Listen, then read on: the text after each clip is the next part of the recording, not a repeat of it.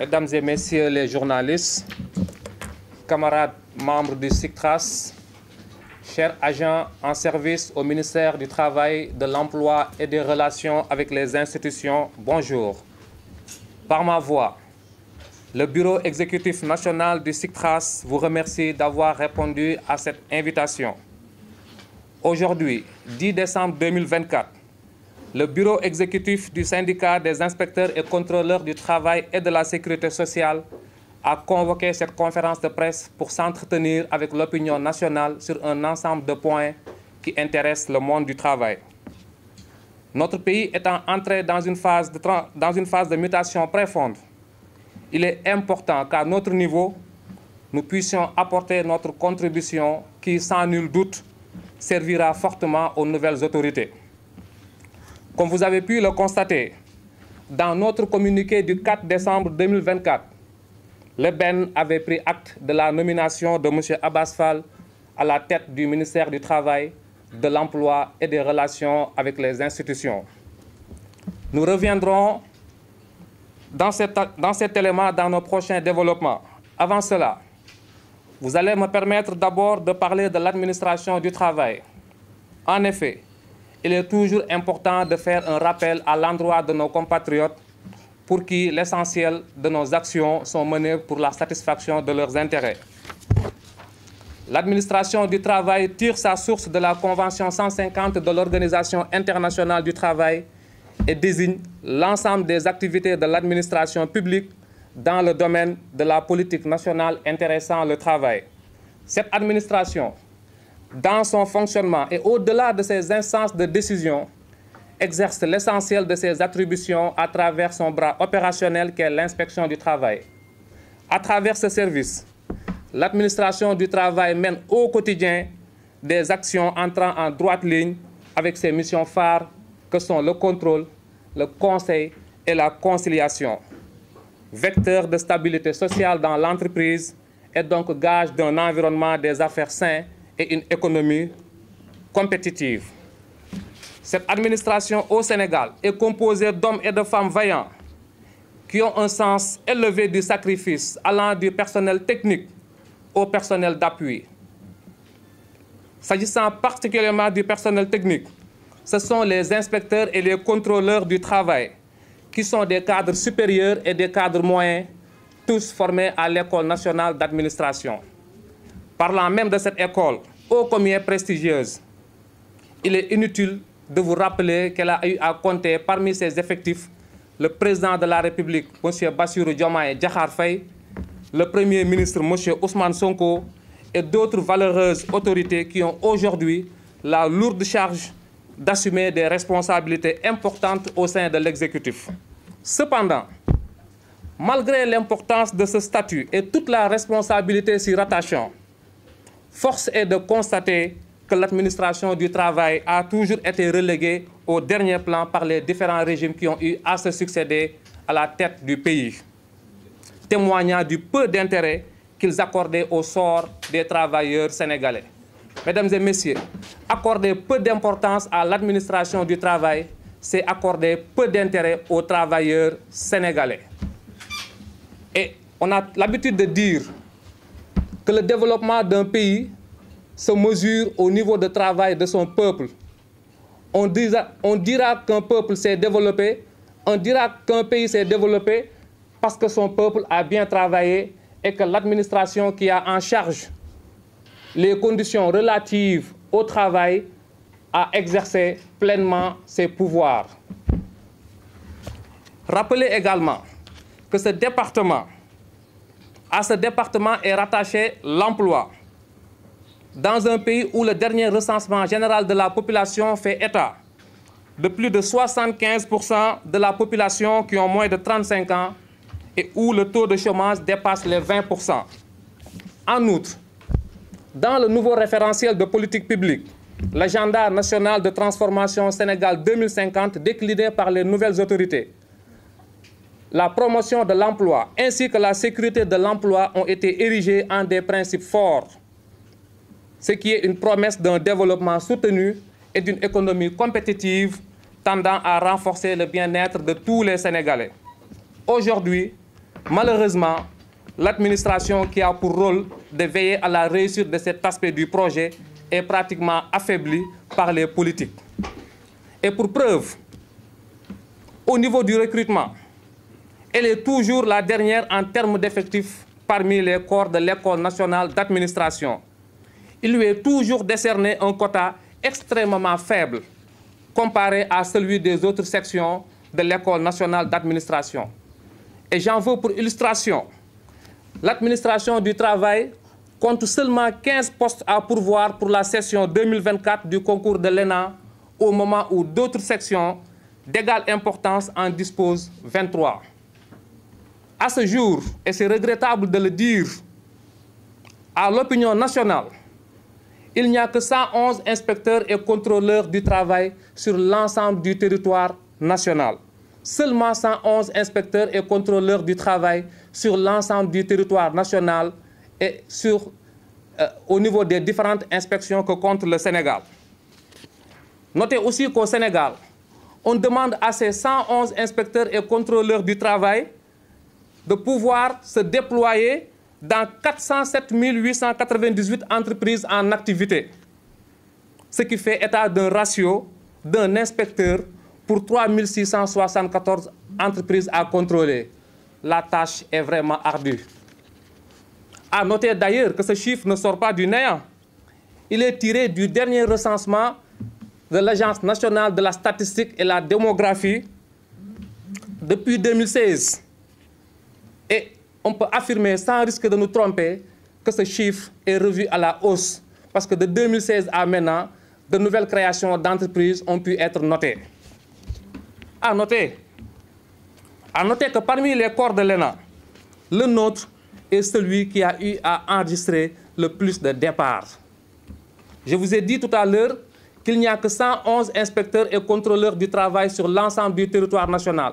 Alors que, depuis l'existence de l'École nationale d'administration, il est recruté des inspecteurs et des contrôleurs du travail.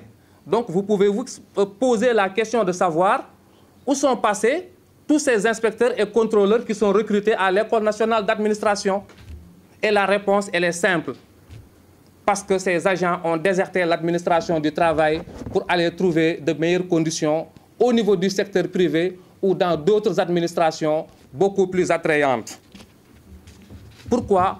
Pour fuir les conditions de rémunération injustes et décevantes.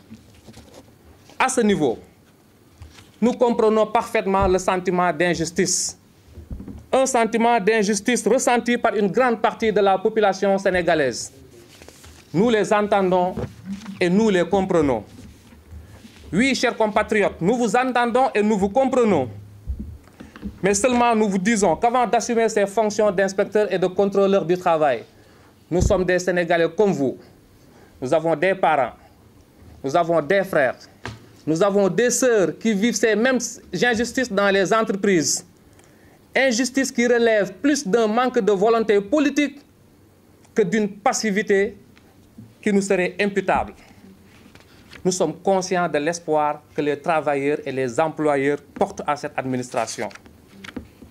Nous voyons toutes les critiques, toutes les plaintes et complaintes à travers les réseaux sociaux, certains allant jusqu'à dénigrer les inspecteurs et contrôleurs du travail dans leur probité et leur moralité, et le plus souvent d'ailleurs par méconnaissance totale de leurs limites. Nous l'acceptons quand même, car nous comprenons que nous avons la responsabilité d'éclairer la lanterne de nos concitoyens afin qu'ils comprennent que le combat que nous sommes en train de mener est le leur. Aujourd'hui, il est regrettable de voir que beaucoup pensent que les inspecteurs et contrôleurs du travail ne descendent pas sur le terrain pour effectuer le travail qu'il faut. Il n'en est absolument rien du tout. À titre d'illustration, prenons seulement l'exemple de l'inspection de Dakar où nous sommes rassemblés. Je peux vous affirmer que chaque jour, pas moins de 2 équipes sortent sur le terrain. Pas moins de 2 équipes se déploient en entreprise pour effectuer des missions de contrôle. Et je peux vous jurer qu'il en est de même au niveau de toutes les inspections sur l'ensemble du territoire national. D'ailleurs, avec des conditions très difficiles pour faire ce travail. Faute de véhicules administratifs, faute de chauffeurs, il en manque. Malgré tous ces moyens, ce sont parfois les inspecteurs et contrôleurs du travail qui prennent leurs propres moyens, leur propre carburant pour se rendre en entreprise et les mettre en conformité quand cela le requiert pour le bien-être des travailleurs et sans aucune compensation de la part de l'État. Quel sacrifice pour sa patrie, mesdames et messieurs. Et c'est ça le don de soi. Il est dit que le meilleur baromètre pour apprécier l'efficacité reste les chiffres. Alors, messieurs, mesdames les journalistes, nous allons convoquer les chiffres pour vous dire combien ces inspecteurs et contrôleurs du travail exercent leurs tâches malgré les difficultés. Sur un nombre seulement de 78 inspecteurs en 2023 sur l'ensemble du territoire national, dans toutes les inspections que compte le Sénégal, malgré les difficultés, 5275 contrôles d'entreprises ont été effectués. Et ces contrôles ont impacté 103 956 travailleurs. Ils ont permis de s'intéresser directement à leurs conditions de travail et de corriger les manquements décelés dans la limite de nos modestes pouvoirs juridiques. Par ailleurs, 2677 convocations avaient été décernées à des employeurs. 1307 observations orales ont été formulées. 768 lettres d'observation émises, 86 mises en demeure servies, 3 procès-verbaux d'infraction établis, 2 fermetures de chantier opérées puisque les conditions de travail portaient gravement atteinte à la vie et à la santé des travailleurs. S'agissant des conflits individuels ou collectifs dont nous sommes saisis au quotidien, d'ailleurs, je peux vous dire que 901 conciliations totales ont été effectuées par les agents, ce qui a permis d'impacter 1663 travailleurs. 39 conciliations partielles ont été opérées, ce qui a également impacté 46 travailleurs. Cela veut dire quoi, mesdames et messieurs? Cela veut dire que tous ces travailleurs ont été enrichis par les agents de l'administration du travail à hauteur de 537 184 916 francs CFA, ce qui représente l'ensemble des droits qui ont été payés au niveau des inspections seulement au titre de l'année 2023. Concernant les non-conciliations, malheureusement, il y en a, mais il faut noter que le nombre enregistré est inférieur au nombre de conciliations. Ces non-conciliations ont été seulement de 27 et malheureusement, ça a impacté 1600 travailleurs. Et notez à ce niveau que ces non-conciliations sont constitutives à des droits réels des travailleurs, des droits incontestables et incontestés relativement au non-paiement de salaire, au non-paiement de congés. Pourquoi ces non-conciliations atterrissent au tribunal? Parce qu'on ne permet pas à l'inspecteur du travail d'exercer la plénitude de ses pouvoirs pour permettre à ces travailleurs d'entrer dans leurs droits. Mesdames et messieurs, voyant tout cela, l'administration participe à la mission de rendre la justice dans les inspections. Fort de cela et comprenant cet effort de rendre la justice au niveau des inspections, bon nombre de pays, comme la Côte d'Ivoire d'ailleurs, ont fait l'effort même d'accorder une prime de participation à la judicature aux inspecteurs et contrôleurs du travail. Tout cela, mesdames et messieurs les journalistes, camarades membres du SICTRAS, chers agents en service au ministère du Travail, pour vous dire tout l'effort consenti par les agents de ce département lorsqu'ils sont saisis de différends de travail, faisant tout leur possible pour préserver les droits du travailleur, mais aussi en veillant à protéger l'entreprise. Encore que ces résultats sont obtenus sur la base des dispositions d'un code du travail qui date de 1997, 30 ans après, ou bien plus de 30 ans après. J'ai l'habitude de le dire, nous avons un code du travail qui ne profite à personne dans ce pays. Un code du travail qui ne profite pas à l'économie sénégalaise. Un code du travail qui ne profite pas à l'entreprise. Un code du travail qui a complètement déprotégé le travailleur. Jusqu'à cette date, quand il est permis au corps de contrôle de disposer de pouvoirs juridiques adéquats, leur permettant de bien mener leur mission, nous en sommes toujours à ne pouvoir poser pratiquement aucun acte fort tendant à pousser les contrevenants à la législation sociale à se conformer. Il est important, mesdames et messieurs, de soulever l'importance maintenant d'aller vers une motivation méritée des agents de l'administration du travail. Car étant exposés à toute forme de tentation, de violence ou d'outrage, aussi bien dans le cadre des contrôles en entreprise que dans les différents de travail, sans compter les risques majeurs encourus lors des missions de contrôle de nature à attenter à la vie et à la santé de ces hauts fonctionnaires. En effet, ces risques présents en entreprise peuvent compromettre l'intégrité physique même des inspecteurs et contrôleurs du travail qui sont exposés. Et vient s'ajouter à cela les contrôles nocturnes effectués de 0h à 5h du matin, puisqu'il y a des travailleurs qui exercent leur contrat de travail dans cette plage horaire et ils sentent la nécessité de la présence de l'inspection du travail. De plus, mesdames et messieurs, l'inspecteur ou le contrôleur du travail a la possibilité de connaître tous les procédés de fabrication qui existent en entreprise de par les missions de contrôle. Il peut être exposé lorsqu'une entreprise concurrente cherche à avoir ces informations pour tendre vers une concurrence déloyale. D'où maintenant l'obligation de l'État de nous fournir la protection qu'elle assure à tous les corps de contrôle de ce pays. La situation est paradoxale. Elle est paradoxale d'autant plus qu'il est attendu des agents du ministère du Travail, particulièrement des inspecteurs et contrôleurs du travail, de combattre la discrimination au travail dans toutes ses formes. De la prohiber aux employeurs, alors que nous-mêmes sommes victimes de discrimination longtemps voulue et entretenue par notre employeur qui est l'État du Sénégal, qui peine toujours à reconnaître comme il se doit notre valeur. Et pourtant, chers journalistes, chers membres du SICTRAS, chers agents de l'administration du travail, pourtant, ce même combat a été mené par son Excellence, Monsieur le Président de la République et son Premier ministre lorsqu'ils en étaient à la station de syndicalistes. Nous osons espérer que ce cri de cœur recevra toute leur attention. À eux, nous tenons aussi à faire comprendre que le SICTRAS se veut une force de proposition au service du développement et au service de tous les Sénégalais. Les agents qui composent l'administration du travail se sont appropriés la vision Sénégal 2050 déclinée et surtout, vous dire que des actions ont déjà eu à être menées tendant à aider l'État dans son objectif de disposer de ressources financières convenables pour mener des politiques qui serviront à tout un chacun. Malheureusement, et il est regrettable de le constater, le ministère du Travail a toujours souffert de ministres qui ne comprennent absolument rien des missions et les enjeux hautement stratégiques qui leur sont confiés.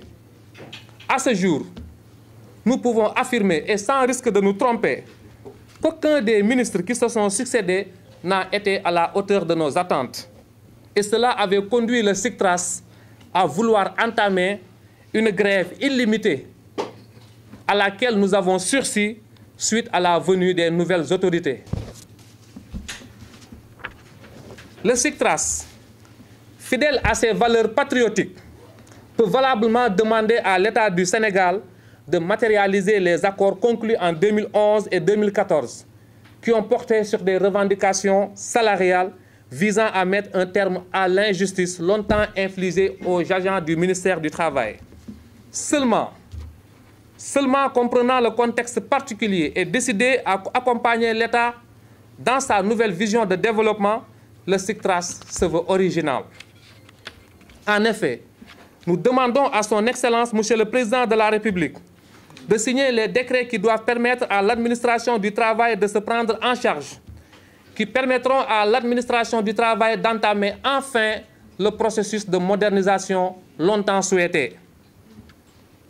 Et cela sans que l'État n'en subisse le moindre coût. Mais bien au contraire, ces textes seront d'un grand avantage à l'État du Sénégal.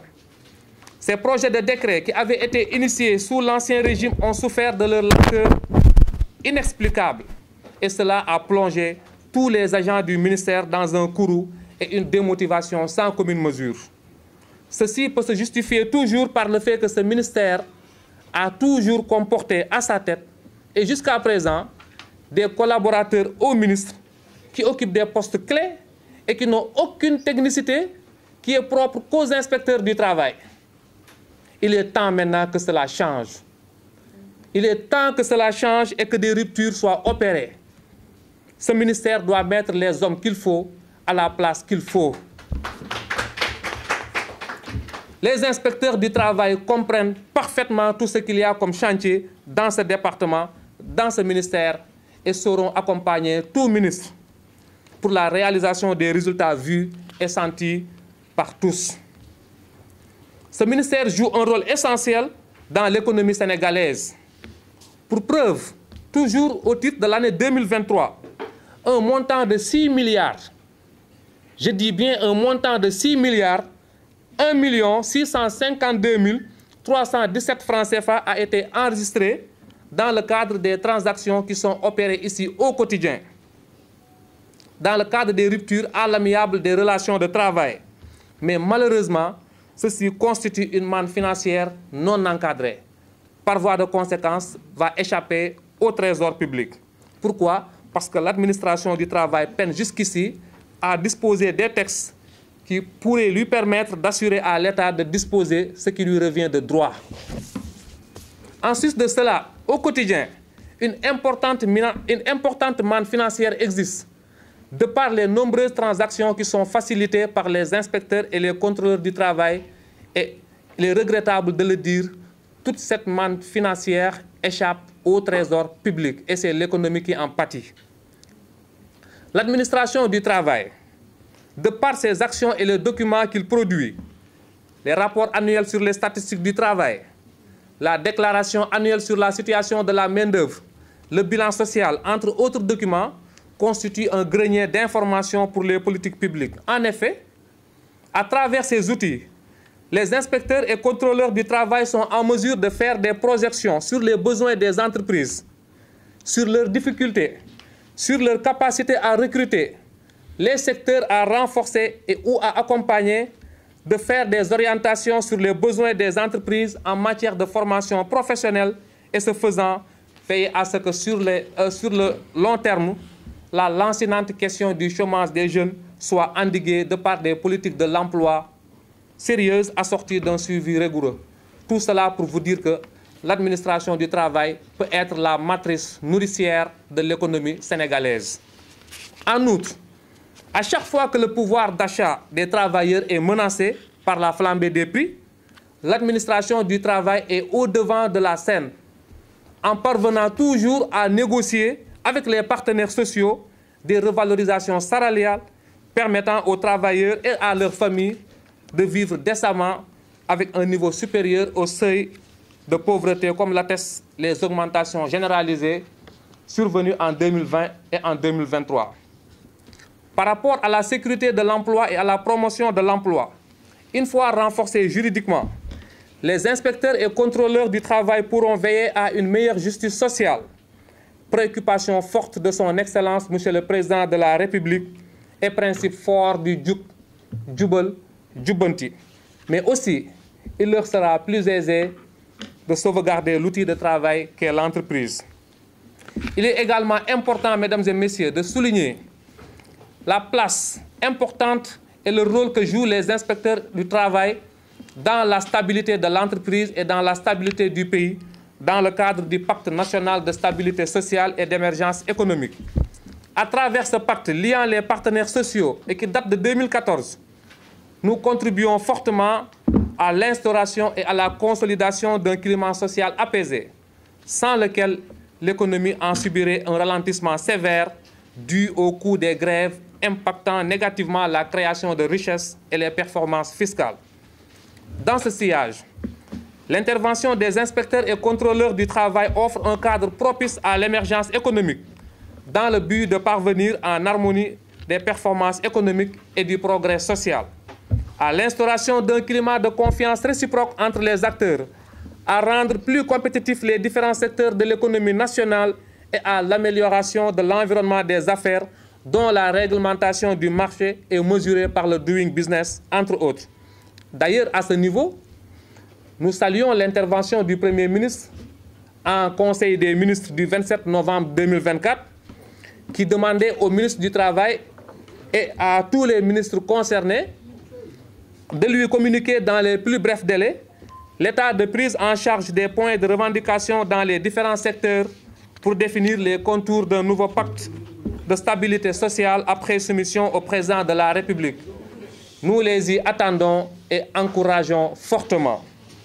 Cette directive primatorale montre à suffisance toute la responsabilité entourant la charge de ministre du Travail, de l'Emploi et des relations avec les institutions.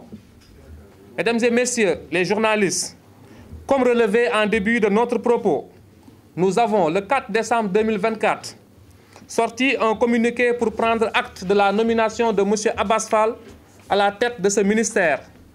À l'opinion nationale et à M. Abass Fall lui-même, nous leur disons que nous nous réjouissons hautement de sa venue au sein de notre département. Nous saluons le choix que les autorités ont placé en sa personne et lui assurons de notre confiance ainsi que de notre souhait à l'accompagner comme il se doit dans l'atteinte de ses objectifs. Toutefois, l'exposé que nous venons de faire montre entièrement qu'il vient dans un département à chantier. Et nous, le BEN du SICTRAS, nous tenons à ce qu'ils comprennent qu'on n'acceptera jamais que notre ministère soit le maillon faible de l'agenda national de transformation Sénégal 2050. Nous attendons de lui qu'il soit le ministre qui assure la plénitude de ses pouvoirs, qui démontre une volonté politique dans ses actions pour parvenir à un renforcement et une meilleure motivation de ses agents. Parce qu'un ministre qui renforce ses agents n'a pas à sentir le besoin de descendre sur le terrain pour effectuer des contrôles. Ceci reste une prérogative dévolue exclusivement aux inspecteurs et contrôleurs du travail et cela doit le rester. Nous lui souhaitons la bienvenue dans ce département, tout en lui disant qu'il aura à manager des femmes et des hommes qui ont faim de réussite, qui ne vivent que pour l'entière satisfaction de la population sénégalaise et qui sont prêts à tout pour contribuer à bâtir un Sénégal juste et prospère dans le cadre du projet. Cependant, il faut signaler que beaucoup de ministres sont passés au sein de ce département, chacun venant avec son lot de promesses, les unes plus mielleuses que les autres, des promesses jusqu'ici jamais satisfaites. Les agents de l'administration du travail, par la voie du BEN, voudraient vous faire comprendre que ce temps est révolu.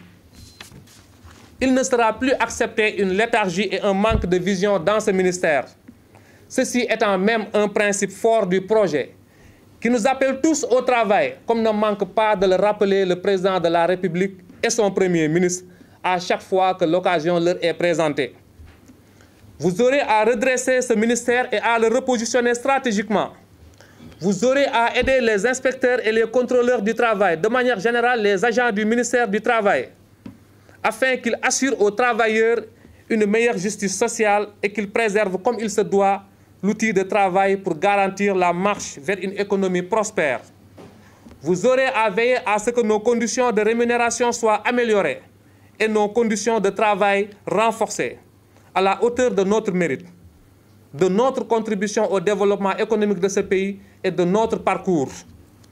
Nous vous accompagnerons, Monsieur le ministre, autant que possible, tant que nous verrons en vous une volonté et des actions posées dans le but de parvenir à la satisfaction de toutes les attentes. Au cas contraire, nous userons de tous les moyens légaux reconnus à un syndicat pour que l'inaction, le laxisme et l'attentisme ne soient plus érigés en mode de gouvernance du ministère du Travail. Nous voulons néanmoins conclure par lancer un dernier appel au président de la République et au Premier ministre pour leur dire qu'ils ont été à la station de syndicalistes défendant les intérêts des membres de leur corporation, station que nous occupons aujourd'hui. En tant qu'énarque que vous êtes, et connaissant parfaitement les maux de l'administration du travail, nous attendons de vous que vous soyez ceux qui matérialisent toutes les solutions que nous avons déjà envisagées et proposées, que vous signiez tous les textes déjà soumis à votre validation et qui ne feront que concourir à une meilleure optimisation des finances publiques, que vous accélériez le processus de réforme du Code du travail actuellement en phase bien avancée et que vous fassiez en sorte que le ministère du Travail, de l'Emploi et des relations avec les institutions occupe une place de choix dans la mise en œuvre du projet pour un Sénégal souverain, juste et prospère. Je vous remercie.